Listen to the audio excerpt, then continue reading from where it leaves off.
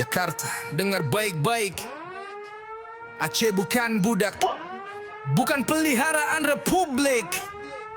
Dulu datang bawa senapan, bakar kampung, bunuh rakyat. Sekarang datang pakai dasi, rampok hasil bumi kami laknat. Minyak kami, gas kami, hutan kami kau angkut. Rakyat Aceh miskin, kalian pesta di pusat. Otsus cuma upah buat bungkam suara. MOU Helsinki cuma akal-akalan belaka. Aceh belum merdeka, jangan tipu dunia. Di balik damai kau tetap penjajah gaya baru. Sialan, ini penjajahan, bukan persatuan. Aceh masih dijajah di tanah sendiri. Bangsat, kami bukan takut, kami belum habis.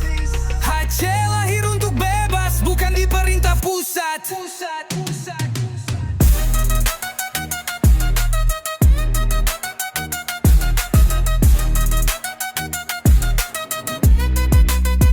Setiap jengkal tanah Aceh, darah pejuang tergenang. Tapi kalian anggap kami sudah tenang, kalian salah.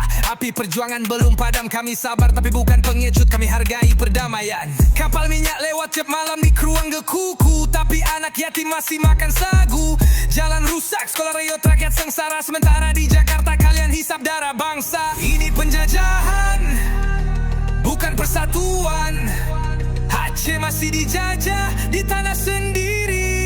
Bangsat, kami bukan takut, kami belum habis. Aceh lahir untuk bebas, bukan diperintah pusat. Pekat malam takkan padamkan bara. Aceh bangkit bukan untuk minta-minta.